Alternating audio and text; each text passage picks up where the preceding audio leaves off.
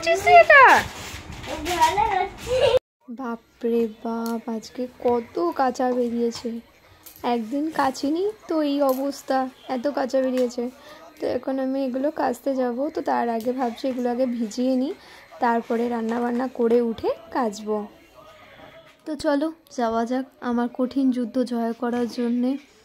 বাবুকে স্কুলে দিয়ে চলে এসেছি, এখন এই জামা কাপড়গুলো ভিজিয়ে রাখবো। জামা কাপড় ভিজিয়ে রেখে কাচলে একদিকে ভালো হয়, বেশি ঘষাঘষির দরকার পড়ে না, খুব কম সময়ের মধ্যেই কিন্তু ময়লা ছেড়ে যায়। তার উপর আজকে যা রোদ্দুর বেরিয়েছে, এই রোদের মধ্যে এখন আমাকে এখানে বসে কাচতে হবে। 9:30 বাজে, তাই এই অবস্থা রোদের। যখন কোথাও ঘুরতে যাই তখন জামা কাপড় পাই না পরার জন্যে, আর যখন কাচতে যাই তখন এত জামা কাপড় বেরোয় যে পুরো বিরক্ত হয়ে যাই। মনে হয় কেন যে এত জামা কাপড় পরে রোজ রোজ। শীতকালে তাও রোদ্দুরটা মেনে নেওয়া যায়, কিন্তু এই গরমের মধ্যে আর কি রোদ্দুরটা মানা যায় বলো তোমরাই। আর তোমাদের কোন কালটা সব থেকে বেশি ভালো লাগে কমেন্টে জানাও।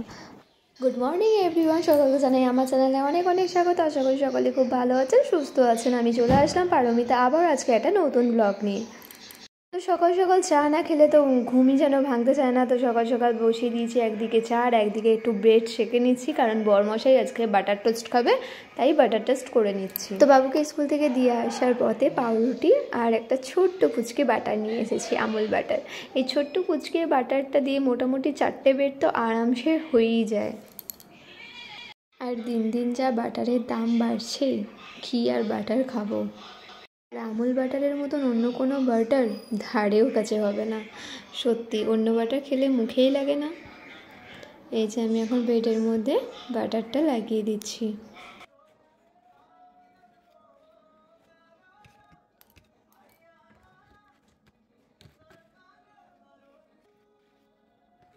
আমার সব কটা ব্রেডের মধ্যে বাটার লাগানো হয়ে গেছে। এবার চায়ের দিকে যাই। চাটা দুধটা ফুটে পড়বে করছিল, ঠিক টাইমে আমি গ্যাসটা কমিয়ে দিয়েছি। আর আজকে দুধ চায়ের মধ্যে আমি একটু আদা দিয়ে তারপরে করছি।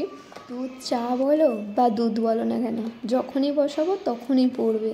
দুধের সাথে যে আমাদের কি শত্রুতা আছে জানি না, তোমরা কি জানো দুধের সাথে আমাদের কি শত্রুতা আছে? যে দুধ গ্যাসে বসালেই গ্যাসে পড়বে, আর সেটা মাজতে ঘষতে তো 12টা বেজেই যায়।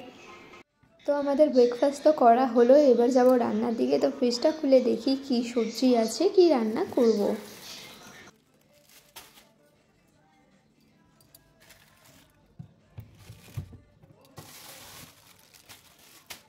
ফ্রিজে আমি উচ্ছে দেখতে পাচ্ছি, বাট কদিন ধরে উচ্ছে খাওয়া হচ্ছে, তো আজকে আর উচ্ছে করব না। দেখি আর কি খাজানা পাই খুঁজে। এই একটা কোল্ড ড্রিঙ্কস পেয়েছি। এই এখন গরমকাল শুরু হচ্ছে, এবার তো ফ্রিজে কোল্ড ড্রিঙ্কস থাকবেই একটা হলেও। তো ফ্রিজ থেকে আমি এখন অনেক কিছুই পেলাম। তো দেখি কি রান্নাটা করা যায়। আমি ফ্রিজ থেকে সাদা শিম খুঁজে পেয়েছি। তো আজকে আমি বানাবো সাদা শিমের সর্ষে দিয়ে ঝাল। তোমাদের কি সাদা শিম খেতে ভালো লাগে? অবশ্যই কমেন্টে জানিও। আর দেখতে পেলাম কচি কচি পটল, ভাবছি আজকে একটু পটলের তরকারি করে দিই। এই পটলগুলোকে আর বেশি দিন রাখলে পেকে যাবে, তো এখনই করে দিই। তো পটলগুলো যেহেতু খুবই কচি ছিল, তাই বেশি ছাড়ানোর দরকার নেই, অল্প অল্প ছাড়ালেই হয়ে যাবে। বা আলুর মতন যদি আমরা একটু ঘষে নিই তাহলেও হবে। পটলগুলো ছোট ছোট বলে আমি 2-8 করে নিচ্ছি। আর আমি যে শিম সর্ষে করব তার জন্য শিমের ডগাগুলোকেও কেটে নিয়েছি। এদিকে আমার পটল প্রায় কাটা হয়ে গেছে, আর 1-2 বাকি আছে। ভাবছিলাম রেখে দেবো নাকি কেটে নেব, তারপর ভাবলাম কেটেই দিই। সকালে ওঠা মাত্রই আগে টার্গেট থাকে বাবুকে স্কুল দিয়ে আসা। ওকে স্কুল থেকে দিয়ে আসার পরেই আমি সমস্ত বাসি কাজ সেরে নিয়ে তারপর রান্নার কাজ শুরু করি। এই যে এদিকে আমার সিম আর এদিকে পটল কেটে নিয়ে ভালো করে ধুয়ে নিয়েছি। তো প্রথমেই আমি পটলেতে নুন হলুদ মাখিয়ে ভালো করে একটু ভেজে নিই। এই দেখো বন্ধুরা, আমাদের কিন্তু পটলের গায়ের রঙগুলো কিন্তু চেঞ্জ হয়ে গেছে, লাল হয়ে গেছে। তো আমি আর ভাজবো না, এবারে পটলগুলোকে তুলে নেব। শুধু পটল সেটা কি আর ভালো লাগে, তাই আমি অল্প করেই আলু দিয়ে দিয়েছিলাম। তো আলুটাও আমি ওই তেলের মধ্যেই একটু নেড়ে চেড়ে ভেজে নিলাম। তো আমি এখন তেলের মধ্যে দিয়ে দেব তেজপাতা, শুকনো লঙ্কা আর গোটা জিরে ফোড়ন। তোমরা চাইলে গোটা গরম মশলা ফোড়নেও দিতে পারো। এবার আমি কেটে রাখা পেঁয়াজগুলোকে দিয়ে দিলাম, দিয়ে ভালো করে লাল লাল করে ভাজা করে নেবো। আজকে আমাদের মেনু হচ্ছে পটলের তরকারি আর শিম সর্ষে। এছাড়া বাচ্চাদের জন্য তো একটুখানি ডাল করতেই হয়, কারণ ওরা তরকারি খুব একটা বেশি খেতে পারে না ঝাল হলে, তার জন্যে। আর ভাত আমার হয়ে গেছে এদিকে। তো আমার পেঁয়াজ ভাজা হয়ে গেছে দেখতে পাচ্ছ। এবার আদা রসুন বাটা, জিরে বাটা সব একসাথে বেটে নিয়েছিলাম। নিয়ে এবার এর মধ্যে দিয়ে দিলাম হলুদ গুঁড়ো, নুন দিয়ে দিলাম স্বাদ অনুযায়ী, দিয়ে ভালো করে মশলাটাকে আবার ভেজে নেব। মশলাটা ভাজা হয়ে গেলে তারপর টমেটো দেবো। দেখতে দেখতে কীভাবে সময় কেটে যায় বোঝাই যায় না। আবার বাবুকে স্কুল থেকে আনতে যাওয়ারও টাইম হয়ে গেল, তো ওকে স্কুল থেকে নিয়ে এসে তারপরে জামা কাপড়গুলো কাচতে পারবো, নাহলে জামা কাপড় কাচতে বসলে আবার দেরি হয়ে যাবে, ওকে আনতে যেতে পারবো না। তাই তাড়াতাড়ি করছি যাতে তরকারিটা বসিয়ে দিয়ে বাকি কাজগুলো করে নিতে পারি। আর আজকের ব্লগটা তোমরা কোথা থেকে দেখছো অবশ্যই কমেন্টে জানাতে ভুলো না। আজকের ব্লগটা যদি ভালো লেগে থাকে তাহলে অবশ্যই লাইক করে দিও, আর কমেন্ট করতে ভুলো না। যারা নতুন তারা আমার চ্যানেলটাকে সাবস্ক্রাইব করে দিও। আর আমিও চাই যে আমার আরও নতুন ফ্যামিলি হোক, নতুন পরিবার হোক, নতুন বন্ধু হোক। আমি তোমাদের জন্য অবশ্যই ওয়েট করছি। তো প্লিজ তোমাদের কমেন্টের অপেক্ষায় কিন্তু আমি থাকবো, এবং আমি প্রত্যেকজনকেই রিপ্লাই করব। আমি মশলার সাথে সামান্য একটু জল দিয়েছিলাম, দেখো জলটা কিন্তু পুরো টেনে নিয়েছে এবং তেল ছাড়া কিন্তু শুরু করে দিয়েছে। এবার আমি দিয়ে দেবো ভেজে রাখা পটল আর আলুগুলো, দিয়ে ভালো করে মশলার সাথে কষে নেব।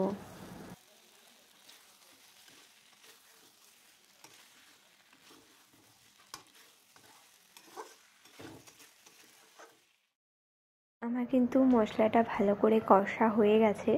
এবার আমি দিয়ে দেবো ওপর থেকে সামান্য পরিমাণ গরম মশলা গুঁড়ো। আবারও 2 মিনিট মতন ভালোভাবে নেড়ে চেড়ে নিয়ে আমি জল দিয়ে দেবো। আর এদিকে আমি শিম সর্ষে করব, তার জন্য সর্ষে বেটে নিয়েছি। দেখো বন্ধুরা, একদম মিহি করে সর্ষেটা বেটে নিয়েছি। এবার এর মধ্যে আমি পরিমাণ মতন হলুদ, নুন আর একটু কাঁচা সর্ষের তেল দিয়ে ভালো করে মিশিয়ে নেব। আমার ক্যামেরার স্ট্যান্ডটা ভেঙে যাওয়ার পর থেকে আমার ভিডিও করতে সত্যিই খুব প্রবলেম হচ্ছে। না হয় হাতে ধরে ফোনটাকে ভিডিও করছি, না হয় এমনি করে কোথাও রেখে ভিডিও করছি, অতটা ভালোভাবে তোমাদেরকে দেখাতেও পারছি না। তো তোমরা যদি আমাকে একটু সাপোর্ট করো, তোমাদের আশীর্বাদে যদি আমি একটু সাকসেস হতে পারি, তাহলে অবশ্যই আমি নতুন একটা স্ট্যান্ড কিনতে পারবো। এতদিনে তোমরা আমাকে অনেকটাই ভালোবাসা দিয়েছো। আমি চাই আরও অনেক মানুষ আমাকে এইভাবেই ভালোবাসা দিক, আমাকে কাছে টেনে নিক, যাতে আমি তাদের সাথে সুন্দর সুন্দর মুহূর্তগুলো শেয়ার করতে পারি এবং নিজের পায়ে দাঁড়িয়ে কিছু করতে পারি। তো একদিকে কিন্তু আমার পটলের ঝাল তৈরি হয়ে গেছে দেখলে বন্ধুরা। তো আমি একটা বাটির মধ্যে ঢেলে নিয়েছি পটলের ঝালটা, আর এখানে কড়াইয়ে আবার সর্ষের তেল দিয়ে দিলাম শিম সর্ষে বানাবো বলে। তো সর্ষের তেল গরম হয়ে গেছে, এবার আমি দিয়ে দেবো কাঁচা লঙ্কা আর কালো জিরে ফোড়ন। আমি এর আগেও শিম সর্ষের একটা রেসিপি ছেড়েছিলাম, কিন্তু সেটা সাদা সিম ছিল না, বাট আজকেরটা হচ্ছে সাদা সিম। তাই এই সাদা সিমে সর্ষে করলে কিন্তু দারুণ খেতে হয়। তো তার জন্যে আবারও আমি তোমাদের সাথে এটা করে দেখাচ্ছি। রান্নাটা খুবই সিম্পল এবং খুবই তাড়াতাড়ি হয়ে যায়, এবং গরম ভাতের সাথে দারুণ খেতে লাগে। আমি সিম আগে খেতামই না, বাট এটা করার পর থেকে অনেকটা ভাত খেয়ে নিই। আশা করি তোমাদেরও খুব ভালো লাগবে রেসিপিটা। আর তোমাদেরকে আবারও মনে করিয়ে দিচ্ছি, তোমরা হয়তো অনেকেই জানো যে আমার বর অসুস্থ, উনি চাকরি বাকরি কিছু করতে পারে না। তো তার জন্যেই আমার ইউটিউব আসা বা ইউটিউব করা, যাতে আমি ঘরে বসেই তোমাদের সাথে অনেক কিছু লাইফস্টাইল শেয়ার করে, রেসিপি শেয়ার করে কিছু ইনকাম করতে পারি। তার জন্য তোমাদের পাশে থাকাটা আমার খুবই দরকার। আমার পরিবারের লোক তো আমার পাশে আছে অবশ্যই, বাট আমি চাইবো তোমরাও আমার বন্ধু হিসাবে, আমার পরিবার হিসেবে আমার পাশে থাকো, যাতে আমি আমার ছেলেটাকে অন্তত ভালোভাবে মানুষ করতে পারি, যাতে কারোর কাছে ভবিষ্যতে হাত পাততে না হয়। তো তোমরা দেখতেই পাচ্ছ সিম সর্ষেটা কিন্তু কত সহজ। তো আমি এখানে শিমের মধ্যে হলুদ আর নুন দিয়ে ভালো করে আগে শিমগুলোকে ভেজে নেব। তবে নুনটা কিন্তু খুব কম পরিমাণে দিয়েছিলাম, কারণ সর্ষের মধ্যে অলরেডি নুন দেওয়া আছে তার জন্যে। তো আমি সর্ষেটাও এখন দিয়ে দিয়েছি, শিমগুলো ভাজা হয়ে গেছে বলে। দিয়ে আবারও একটু নেড়ে চেড়ে 2 মিনিট নিয়ে আমি জল দিয়ে দেবো। এবারে শিমগুলো সেদ্ধ হয়ে গেলে কিন্তু আমাদের রেসিপি রেডি।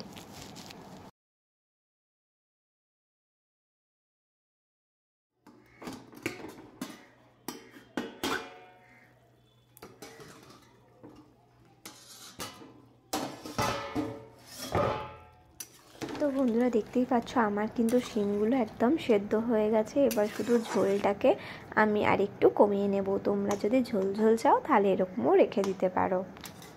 আর সর্ষের একটা খুব সুন্দর স্মেল ছাড়ছে, আর এর ওপর দিয়ে হালকা একটু কাঁচা সর্ষের তেলও দিয়ে দিতে পারো।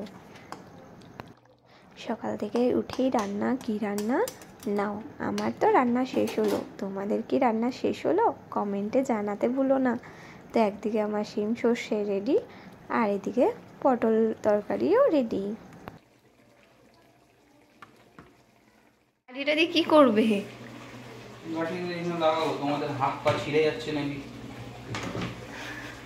দাঁড়া, থালাটা সরিয়ে দিই।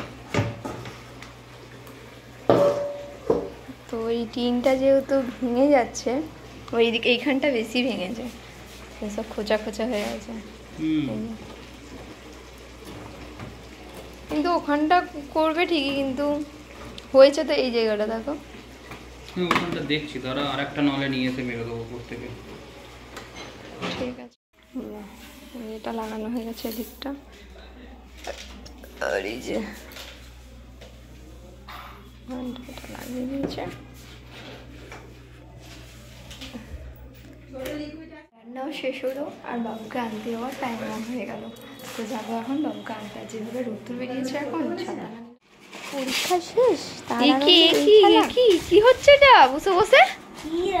তোকে তো আমি লিখতে দিয়ে গেলাম, তুই এটা কি করছিস? এ ভগবান, এটা কি ধরনের খেলা হচ্ছে? কাগজ ছিঁড়ে? এটা পাতা নেই, মানে পাতা শেষ হয়ে গেল বলে এইভাবে ছিঁড়ে ছিঁড়ে খেলবে? পরিষ্কার করবে কে? মা, এবার আমি পেটাবো। দাও, ছাড়ো ছাড়ো ছাড়ো, কি হচ্ছে? ছাড়ো।